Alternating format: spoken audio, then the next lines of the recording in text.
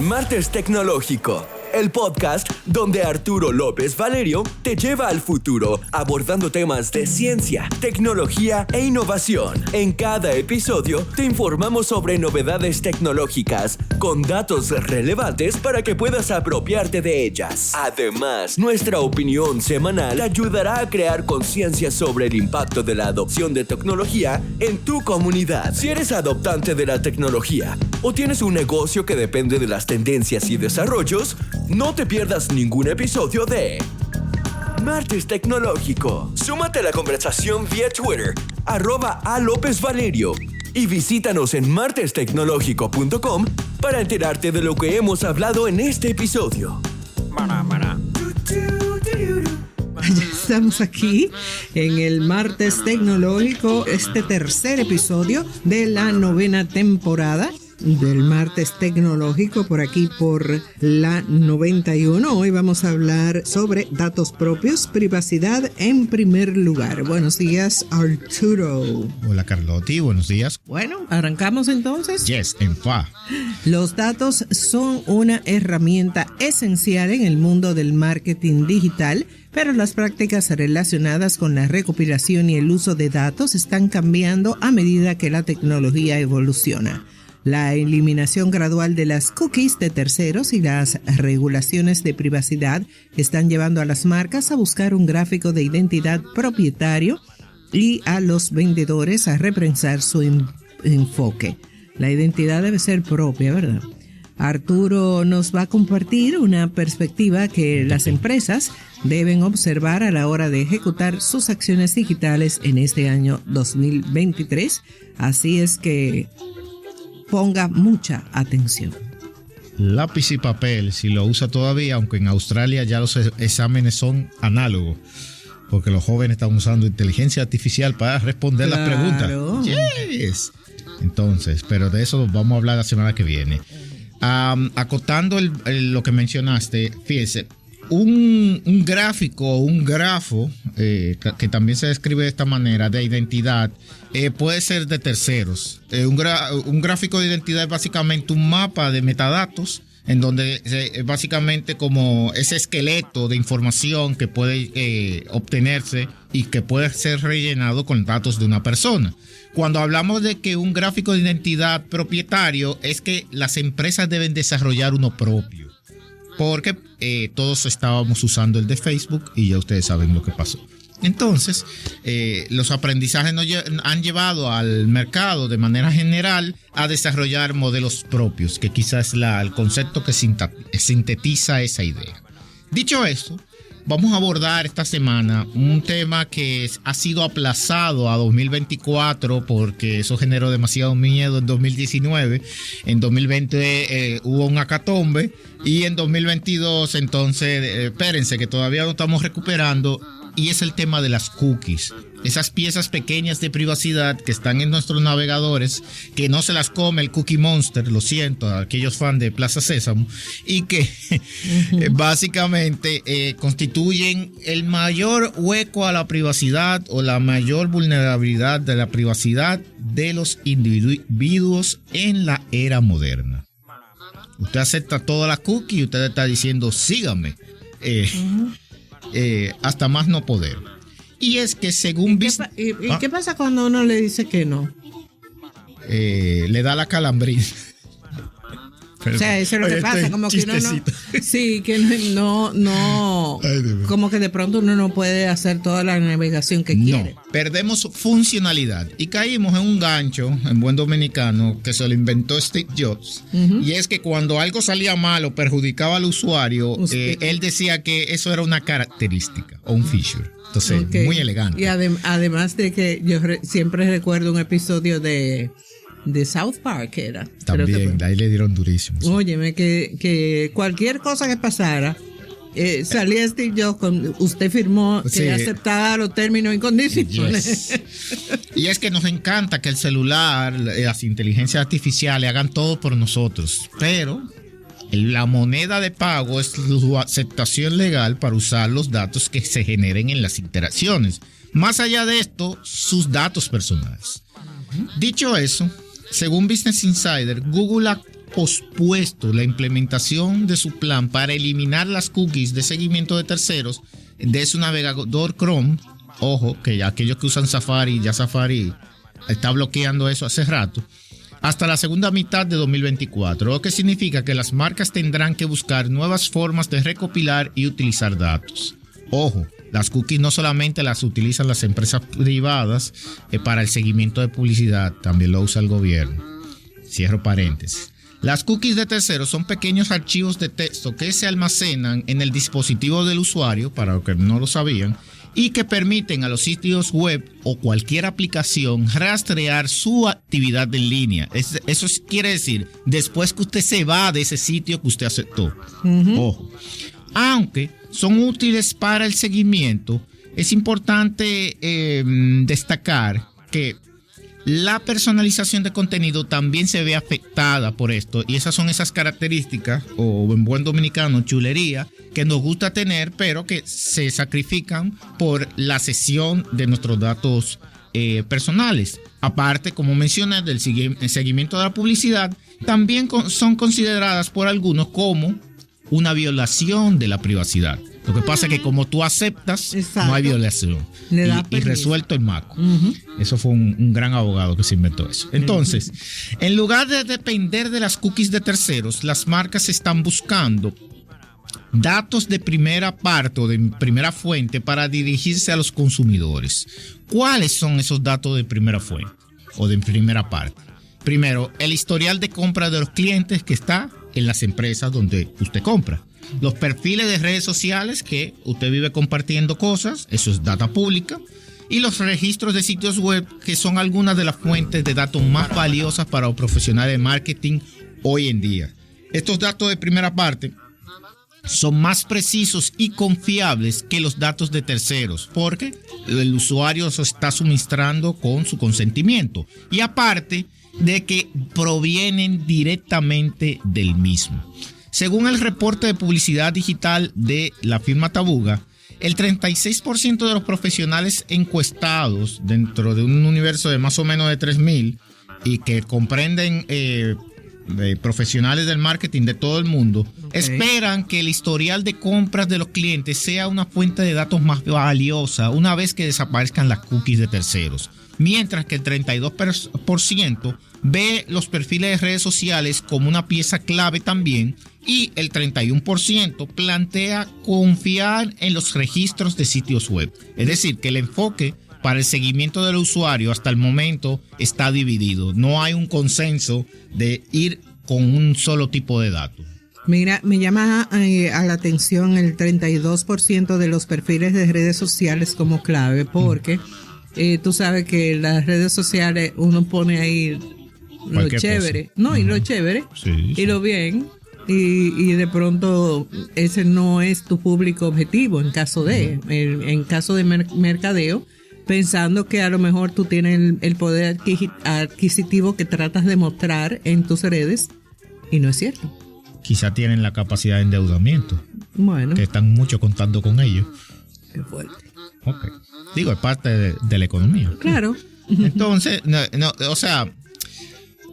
no vamos a contar con datos fiables sobre la realidad del individuo, pero sí en su capacidad de endeudarse para lograr ese objetivo. Sí, porque hace todo lo posible por verse así. Correcto. Eso es marketing. Ok. Perfecto. Para obtener estos datos de primera fuente o de primera parte, las marcas están utilizando salas de limpieza de datos. Como hay tanta datos, como bien mencionaste, y datos de que quizá alguien está mintiendo en las redes sobre su vida personal, privada, no pública, evidentemente las salas de limpieza de datos lo que buscan es tomar diferentes aristas de información y generando una herramienta a nivel empresarial que ayuda a garantizar la precisión y la privacidad de los datos. Vamos a acumular datos sobre Carlotti porque nos interesa el perfil de Carlotti para enviarle una tarjeta de crédito, para enviarle un crédito de tienda, para que descargue nuestra app. pero nosotros mantenemos la privacidad sobre los datos que acumulamos sobre Carlotti. Yo no los comparto con otra empresa, solo utiliza la empresa, los cura, los depura para sus propios fines de marketing. Y es por eso que los emails que la empresa X le está enviando a Carlotti cada día son más efectivos, porque la empresa va conociendo mejor a Carlotti. Dicho esto, estas salas de limpieza de datos se utilizan para identificar y eliminar los datos irrelevantes o duplicados, porque también existe mucha información basura que se puede recolectar sobre nosotros, y también para validar y normalizar los mismos. Es como cuando usted ve su perfil de diferentes instituciones y ve direcciones de hace 20 años y tú dices, ya yo no vivo ahí, pero esa es data basura que a la institución le sirve como histórico, quizás sí de pura crédito, pero a la verdad para otros fines, a la verdad no es relevante, valga la redundancia.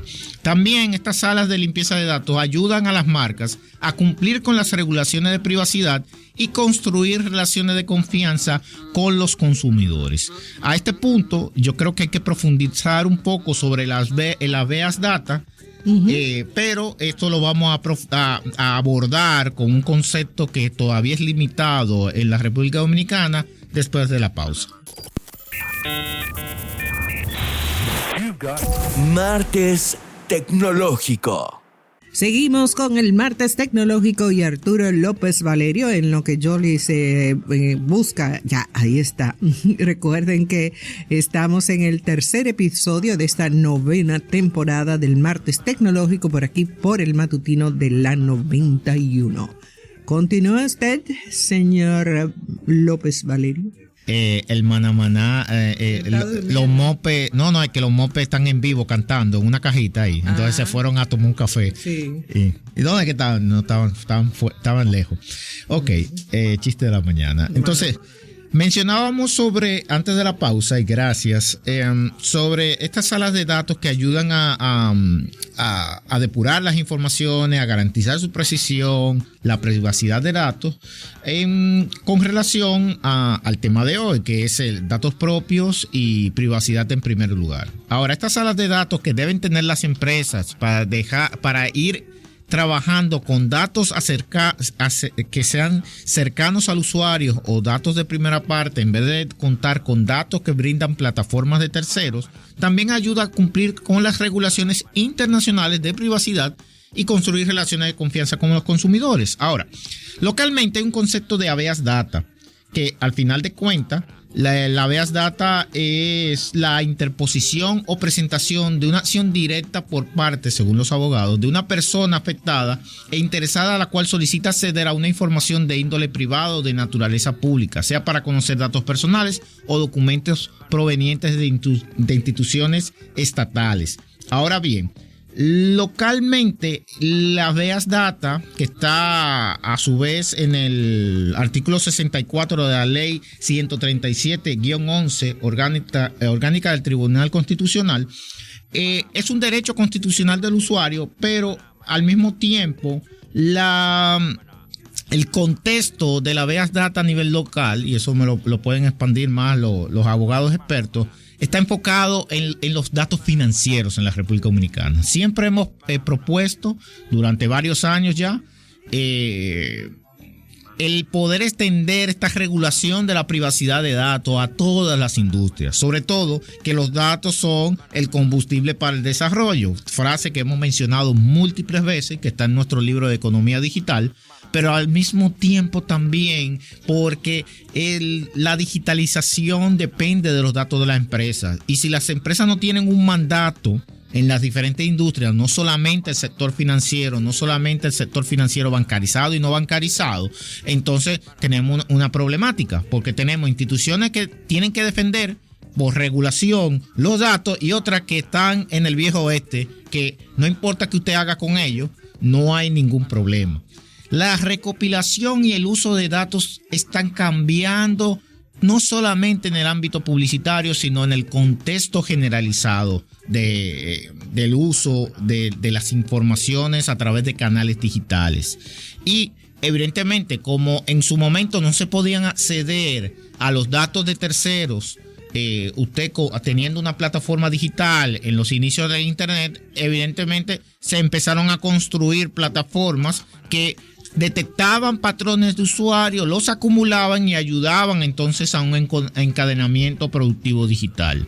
Ahora, en la época de hoy, donde hay protección de privacidad en sistemas operativos como el de Apple, que está cerrando a través de iOS y las diferentes actualizaciones de el macOS, el iPadOS, a través de su herramienta de navegación Safari, evidentemente corta este encadenamiento y lo hace cada vez menos efectivo debido a la eliminación de las cookies y el establecimiento de políticas más fuertes de regulación de privacidad, lo que significa, atención si usted trabaja en la industria de comunicación de marketing, es que las marcas deben encontrar nuevas formas de llegar a los consumidores. Pero al mismo tiempo deberíamos estar generando la conversación de cómo continuamos protegiendo los datos. A través de las mesas de trabajo de la Agenda Digital 2030 y observando la hoja de ruta de la misma Agenda Digital que fue premiada por organismos internacionales y que fue validado a través de Cámara TIC, el hecho del despliegue por el Viceministerio de Agenda Digital de la Presidencia de la República, lógicamente nos queda una tarea grande, muy pendiente. ¿Cómo vamos a trabajar ese habeas data multisectorial? Y en nuestro libro de Economía Digital planteamos que se pueda desarrollar una oficina de protección de datos. Y no solamente para verlo desde el punto de vista de ética, de corrupción, de gobierno, no. Cómo nosotros protegemos las informaciones, que no sea un mandato solamente de una institución, sino que sea un mandato que podamos transversalmente ayudar a que esto no se convierta en un problema en el día de mañana, porque hoy es una problemática que va desde el padrón de los partidos políticos, porque cualquiera, un partido toma el padrón, hace una página y empieza a llamarte en campaña y uno es el que está peleando, hasta una empresa que decide hacerte marketing masivo, te empieza a llamar por teléfono, te empieza a enviar email no regulado, pese a que hay un tipo de ley de spam, pero que eso, de nuevo, son silos. Cualquiera te empieza a enviar SMS. De hecho, tu propia compañía de teléfono te envía mensajes de paqueticos cuando tú no eres suscriptor de prepago, tú eres postpago. Y a mí que me interesa un paquetico. Yo no tengo un móvil en ese número que sea prepago. Entonces, ese spam deliberado porque nadie está viendo nada y que no hay una regulación, realmente lo que hace es que desincentiva el uso del canal. Y hemos propuesto por muchas vías que realmente debemos organizar la casa antes de seguir añadiendo elementos de transformación digital. Tú sabes que ayer venía yo, cuando venía desde mi casa en la madrugada, estaba pensando en que iba a estar cerrado uno de los elevados, una cosa de esa. Okay. Y entonces, no sé por qué se entiende que la información que se da a través de redes sociales le llega a todo el mundo. Se me da esa impresión. No, es percepción. ¿Eh? Es percepción. Ahí se aplica el término, es percepción. No. Porque el usuario que publica entiende que todo el mundo está en redes sociales porque su silo está en redes sociales. Ajá. Pero Instagram no sobrepasa más de 5 millones de usuarios. Ajá. La red más masiva ahora en República Dominicana es Facebook. Sí. Entonces, si quisiéramos alcanzar a la mayoría de dominicanos conectados, lo ideal es que sea Facebook. Exacto. Pero el paradigma del que está en la institución, porque solamente, y permítanme ese corchete, mira fotos todos los días en dicha red social, ajá, entiende que todo el mundo está mirando las mismas fotos. Okay. Por tanto, entiende que todo el mundo se va a enterar porque los que le dan feedback a esa persona, ajá, están en dicha red. Pero eso es un silo. Exacto, pero en el SMS para ese tipo de cosas es transversal porque le llega a todo equipo. Exacto. Ahora, el gran problema es que no se utiliza para el fin que está diseñado, porque se supone que para yo recibir esas alertas que deberían ser ciudadanas, desde el Intran, la alcaldía, etcétera, debe haber el encadenamiento para que luego también exista la protección y la permisología, que no lo utilicen posteriormente para fines de comunicación, de otras cosas que no nos interesan a los ciudadanos. Entonces el gran problema es que cuando se adopta el canal, claro, cuando se adopta el canal directo, entonces te saturan. Entonces, si no hay un control, evidentemente, de alguna manera, eso genera problemas porque hay alguien que se le queja dentro del mismo silo, porque quizás se cansó, no tú y yo, sino los otros, y evidentemente dejan de usar el canal. ¿Por qué se están utilizando y explotando las redes sociales? Porque es un canal masivo, no es personalizado. No te envían el mensaje a tu Messenger. Te lo envían en un post dentro de toda la línea de tiempo, el timeline. Entonces, evidentemente ellos dan por sentado que está comunicado. ¿Ok? Exacto. Pero no necesariamente. Ahora, nuestro gran reto es que poder ayudar a construir un modelo de privacidad más robusto. Y es que los datos se comparten de una manera que da miedo en República Dominicana. Cualquiera exporta, inclusive un empleado dentro de cualquier entidad, exporta la información y se la lleva para otro lado. Y no hay un control. Entonces lo que me preocupa, y esto es importante decirlo, es que continuamos diseñando de boca una serie de iniciativas, propuestas y elementos que pueden parecer y sonar innovadores, pero que requieren una articulación técnica que ni siquiera las mismas instituciones que la proponen pueden hacerlo con los recursos que tienen y con el personal que disponen. Para muestra un botón. Tenemos ahora Junta Central Electoral que quiere dar la capacidad de cambiar la posición de los apellidos en un acta. Entonces yo pregunto, si no podemos imprimir un acta bien, si yo todavía tengo que ir personalmente a cambiar mi nombre en todas las instituciones del mercado que han accedido a la cédula y a la información de los datos de cédula, que el gobierno le comparte a las instituciones que pagan el servicio de conexión, y ellos mismos, la Junta, no puede actualizarlo dinámicamente, ¿cómo es posible? ¿Cómo usted me va a explicar a mí que usted va a actualizar cuando yo cambie el nombre? No. Entonces, hace un par de años, incluso cuando yo y lo hice público, porque digo, era parte del hecho de que andaba buscando el pasaporte, pero en la cédula decía, había un nombre equivocado. Tú me respondiste, dice, recuerda ir a cada banco para cambiar. Claro. Lo que dice ahí. No se va a actualizar solo. No. Entonces, queremos que con una ley, entendemos que tenemos quizá esa capacidad, o las personas que crean leyes en este país, de aplicar la famosa frase del Génesis, con el respeto de toda cristiandad, hágase la luz. Porque eso suena muy bien, hágase la luz y todo se enciende. Pero a nivel de ley, articulación y reglamento de ley, y luego la ejecución en instituciones a nivel de datos y tecnología, eso no sucede así en República Dominicana. Por esa incapacidad de crear una interconexión.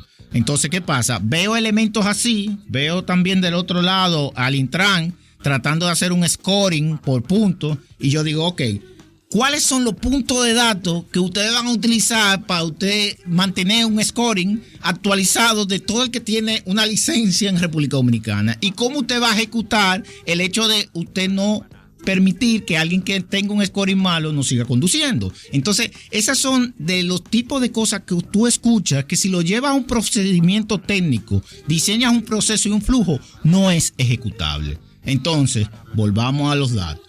Entonces, ¿cómo podemos pretender que los datos de los ciudadanos, que son la base de la privacidad y la base del intercambio comercial del futuro, no tengan todavía una regulación transversal como la Base Data, dejando a todo un encadenamiento totalmente vulnerable? Y no solamente al encadenamiento, al ciudadano. Lo considero todavía a 2023 como una manera de proceder de las autoridades, no importa, pasada, presente y futura, por si acaso no lo hacen en el día de la mañana, de manera muy responsable, porque necesitamos enfocarnos en la creación de un patrón de datos propios, Necesitamos participar colectivamente en iniciativas que generan poder en la industria para proteger al ciudadano y sobre todo enfocada al manejo de datos de una manera ética y responsable. Es crucial continuar concentrándonos en soluciones que minimicen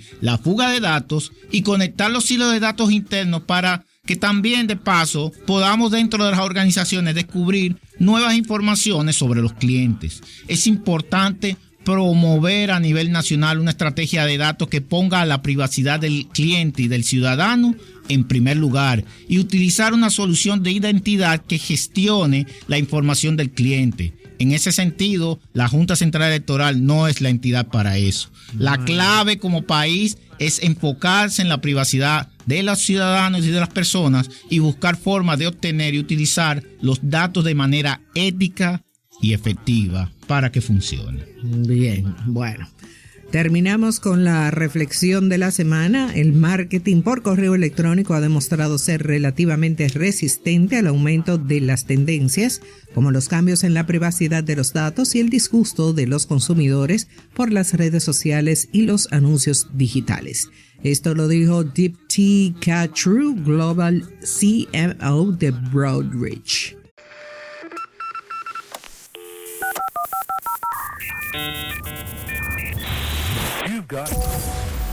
Nos encantaría saber lo que piensas sobre este episodio y cualquier tema que hayamos compartido. No dudes en enviarnos tus comentarios y sugerencias vía Twitter, @alopezvalerio, y visítanos en martestecnológico.com para que encuentres todo lo que hablamos en este episodio. Nos vemos en la próxima edición de Martes Tecnológico.